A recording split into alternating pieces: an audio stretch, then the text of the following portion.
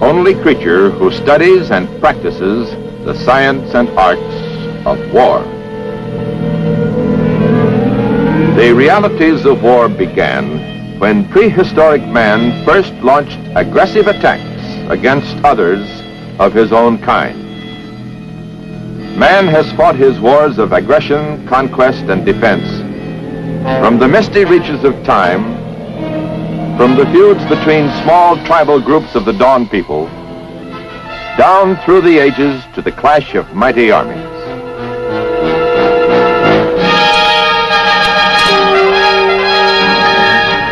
The history of war parallels the history of the human race. It is estimated that since 3600 BC, some 14,500 wars, great and small, have been fought.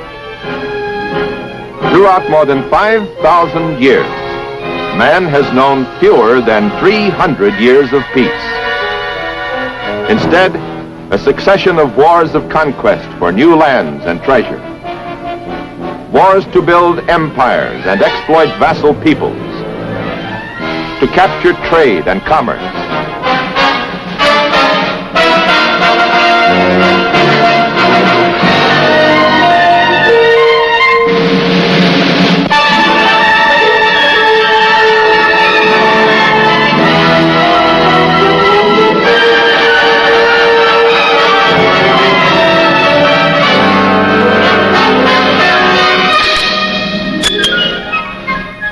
Wars of suppression and wars of rebellion. Wars between opposing political and economic ideologies.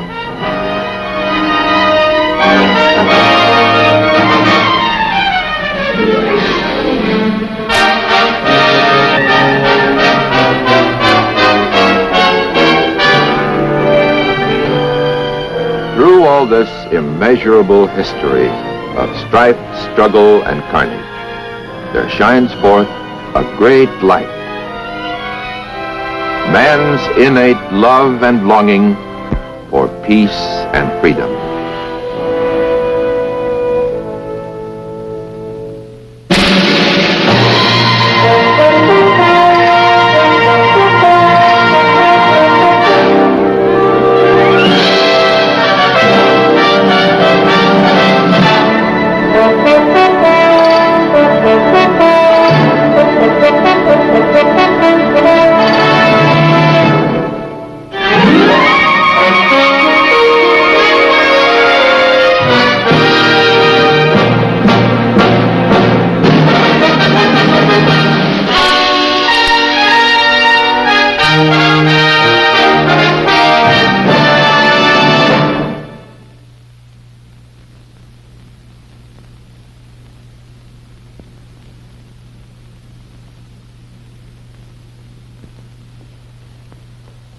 The ideal of freedom has always caused men to defend themselves and their way of life against the aggressor.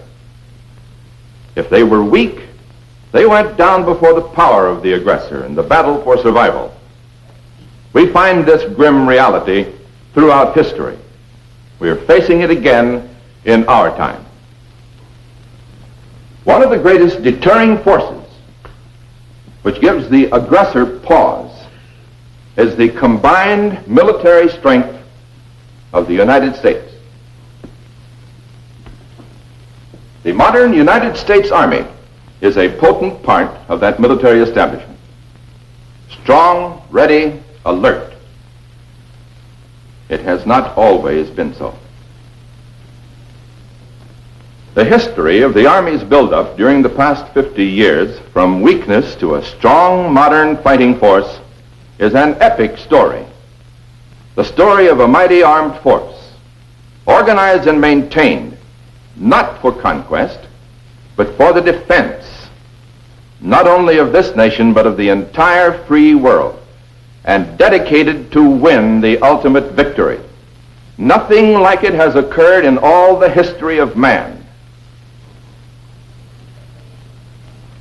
For more than a century, the United States was more or less isolated from large-scale participation in major European and Asian wars by the vast oceans to the east and west of us. Most Americans thought the Atlantic and the Pacific were our protection. We had a new and rich continent to develop, a mighty nation to build. We did not wish to become embroiled in the quarrels of remote and alien peoples. We wished to prosper in peace. The Spanish-American War saw the United States emerge as a world power, but we still took great comfort in our relative isolation. And our complacency grew until a leading role in world affairs, for which we were ill prepared, was suddenly thrust upon us, against our will and desires. It actually began in 1914. In Germany, Kaiser Wilhelm and his Prussian militarists had built up a massive army as an instrument of conquest to expand the German Empire. In 1914, Europe, and more specifically the Balkans, were a powder keg with a short fuse, awaiting the spark.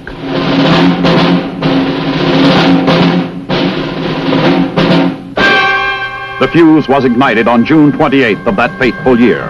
During a visit to Sarajevo, the Archduke Ferdinand of Austria and his wife were assassinated by Serbian nationalists.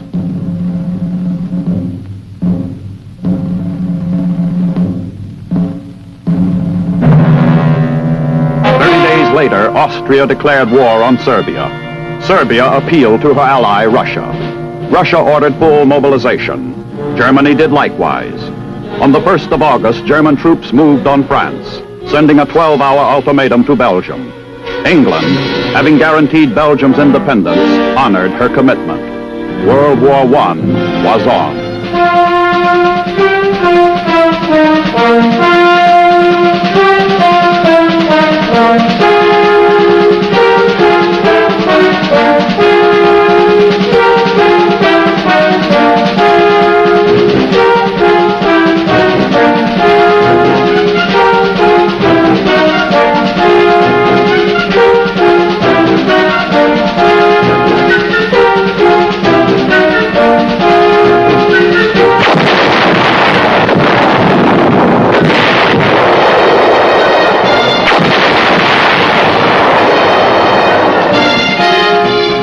By the 5th of September 1914, the swift German advance threatened Paris.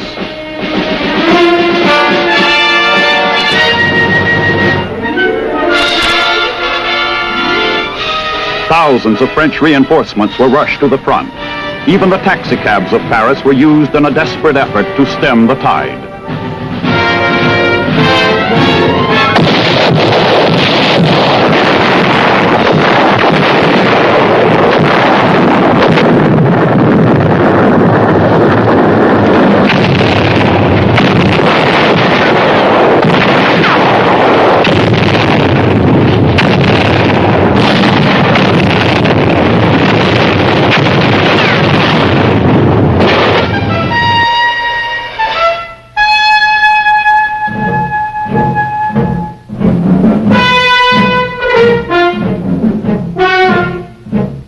To most typically complacent Americans, it was just another of Europe's interminable quarrels, something we read about in the newspapers.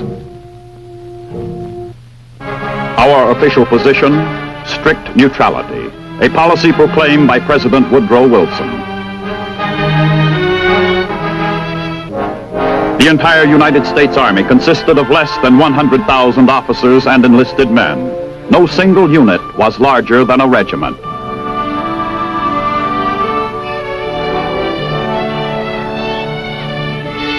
While America's total active military establishment was less than 170,000 men,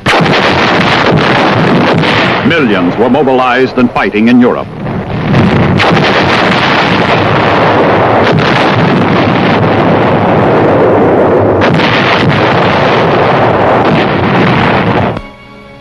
Retired Army Chief of Staff General Leonard Wood said, "I believe our state of unpreparedness to be more dangerous than ever in history, except perhaps during the darkest moments of the Civil War." A few other professional soldiers read the signs of danger which could jeopardize their nation's safety. They were dedicated men, little known to the American public. Generals Hugh Scott, Tasker Bliss, and Peyton March, who served successively as Army Chiefs of Staff from 1914 through our participation in World War I.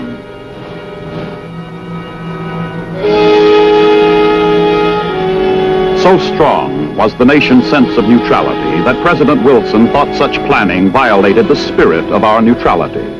General Tasker Bliss finally convinced the President that it was a routine staff function, a precautionary defense measure. Meanwhile, Europe's agony continued. By the end of 1915, the Allies had suffered 1.5 million casualties.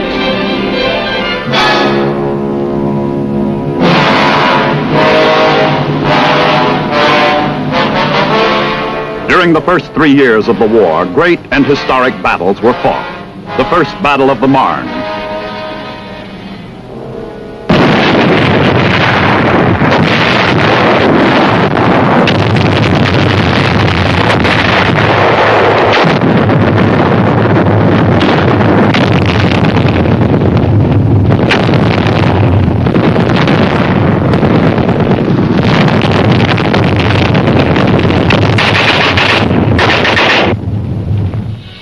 on the Eastern Front, the Battle of Tannenberg, where the Russians suffered a disastrous defeat from which they would never fully recover.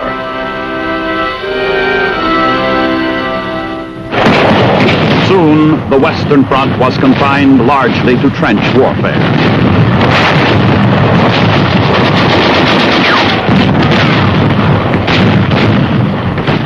Here, the machine gun came into its own as a defense weapon of great firepower.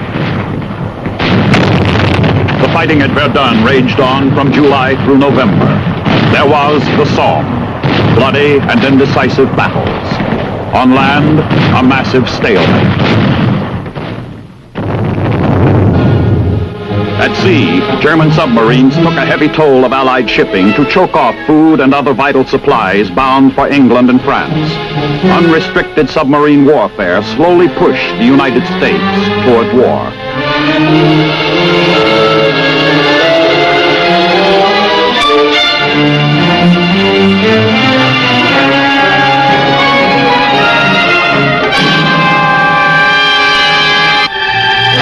The liner Lusitania was torpedoed. 1,200 civilians lost their lives, 139 of them Americans. The United States government made strong protests. The Germans agreed to restrict submarine activities. The agreement was not kept. Within months, unrestricted U-boat warfare was resumed.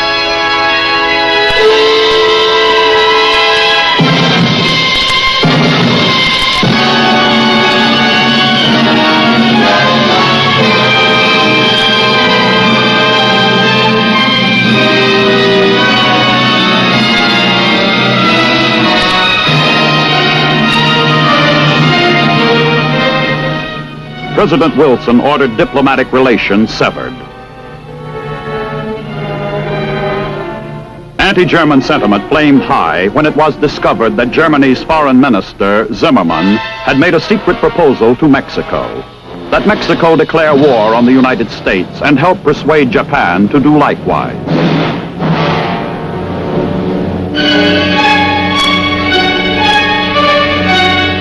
As a reward, Mexico would be given a fat slice of the United States. Arizona, Texas, and New Mexico. So sure was Germany of winning the war. The German warlords were convinced that America had neither the disposition nor the capability to wage war effectively. Our military weakness gave comfort to the aggressor.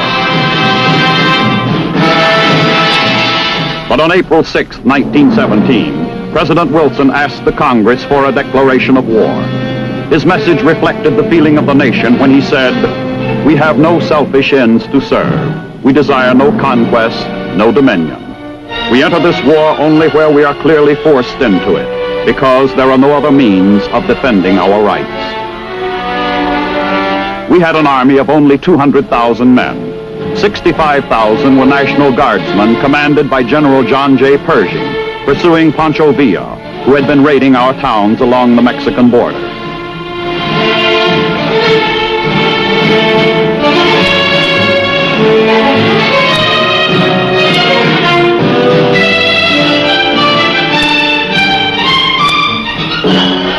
For the European war, we would need to raise an army of 4 million men, and quickly.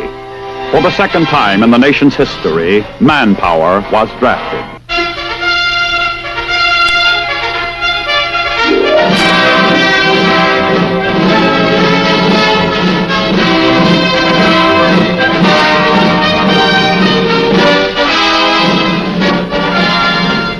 Those millions had to be housed, fed, clothed, trained, armed and equipped, and transported.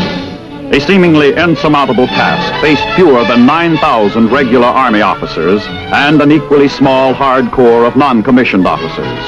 But they met the challenge and molded raw citizen soldiers into a fighting force that was to win the victory.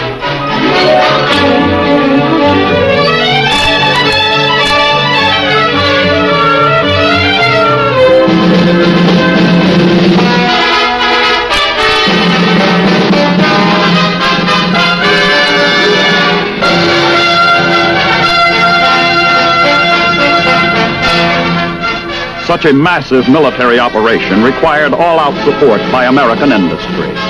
Industry's response was magnificent.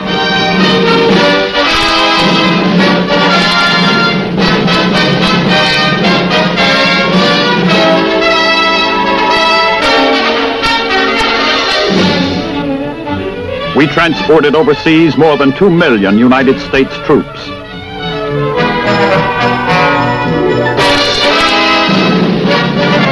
And nearly 8 million tons of war materiel through submarine-infested waters without the loss of a single transport.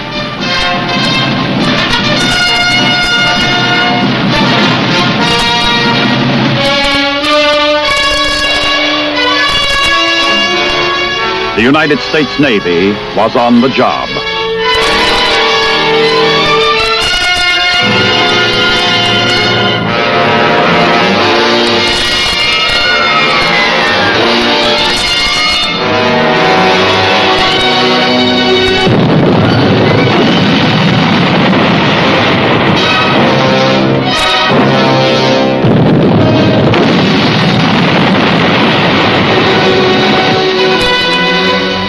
The words of a popular song of the day seem just right.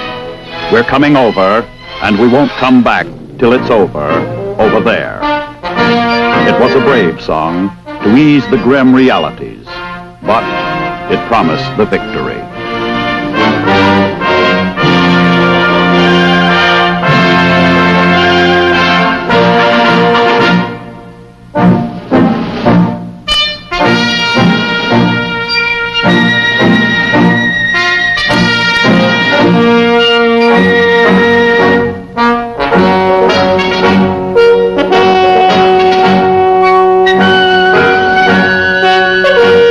In 1917, Tsarist Russia collapsed.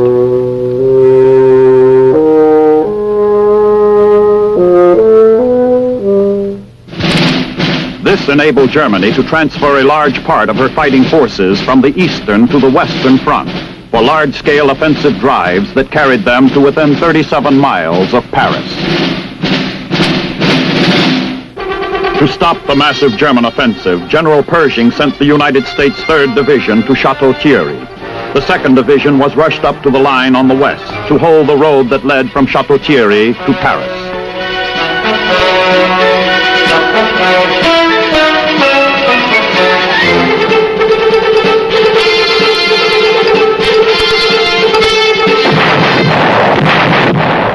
For 3 days, the Germans threw all they had against the Americans, but the American line held.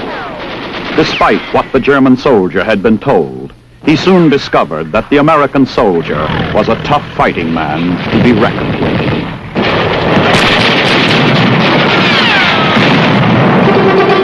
The first major all-American offensive began on the 12th of September, 1918, to reduce one of 3 big salients on the western front at Saint Mihiel on the Meuse River.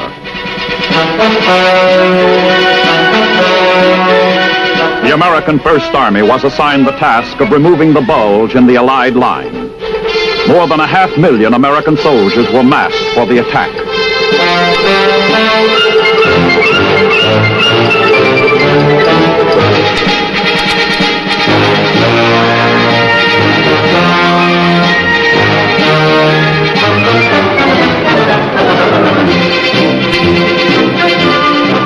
big push called for all-out air support, the greatest concentration of air power yet seen in warfare. More than 1,400 aircraft.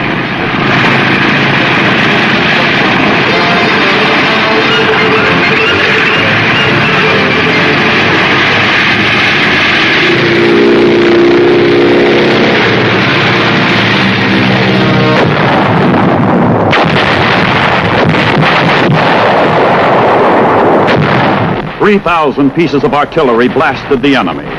In 2 days, the salient was smashed.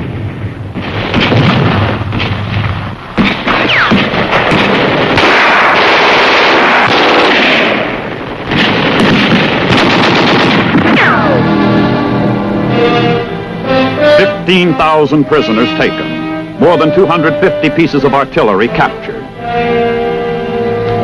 The Americans moved on swiftly into the Meuse-Argonne area to pound the German forces already weakened by massive casualties and lack of supplies.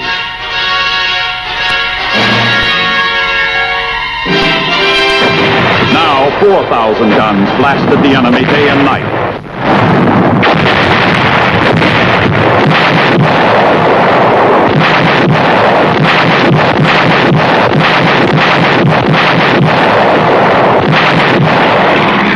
More than 800 Allied planes went into action, some 600 of them piloted by Americans.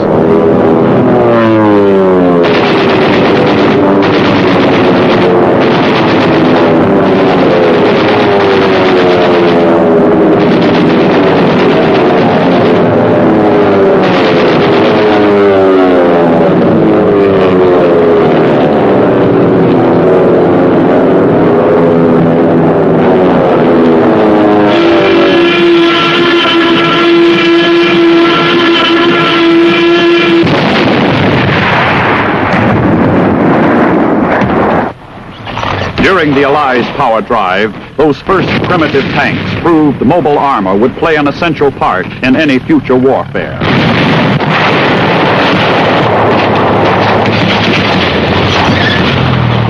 The Meuse-Argonne offensive, begun on the 26th of September 1918, was one of the last great offensive actions of the war. By the 7th of November, American troops had driven through 3 major German defense lines. The Kaiser's legions fought on stubborn, but their supply lines broke down, and they were unable to replace mounting casualties. At 11 o'clock on the morning of November 11th, 1918, the firing in World War I ceased.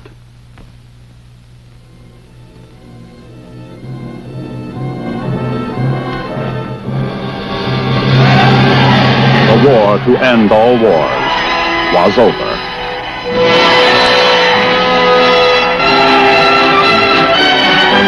The American citizen soldier had fought in the proudest tradition of his nation's military history.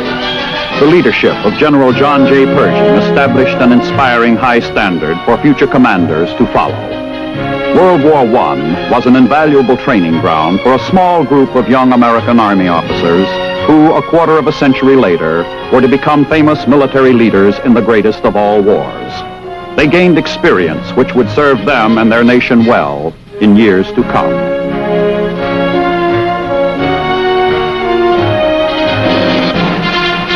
But in 1918, they too welcomed the armistice and returned home with their battle-weary troops. Peace would reign for a time. But 2 great soldiers sounded a warning of things to come which few heeded. General Tasker Bliss predicted that war would come again within 30 years. Marshal Foch said, "This is not peace. It is an armistice for a 20-year period." They were prophets of remarkable insight. But we stacked our arms, and under the provisions of the Washington Disarmament Conference, sank some of our warships.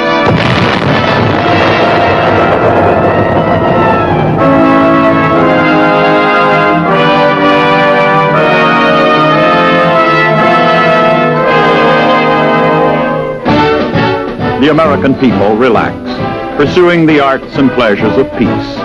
Our large wartime army had disintegrated. It became a memory. The citizen soldier had returned to his plow, his factory, his business, his profession. Again, It was business as usual.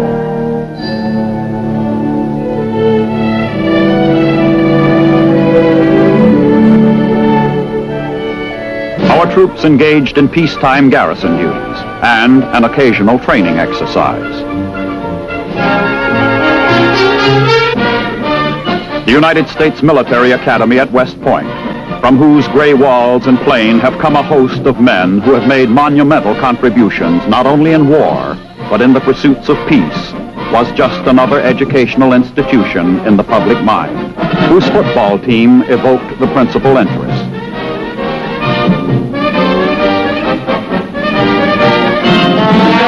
Yes, it was a time of peace. The military was not important in the general scheme of things. The nation fell back into its old ways of blessed isolation and complacency. We pursued fun instead. Those were the days of prohibition. Speakeasies and bootleggers did a thriving business.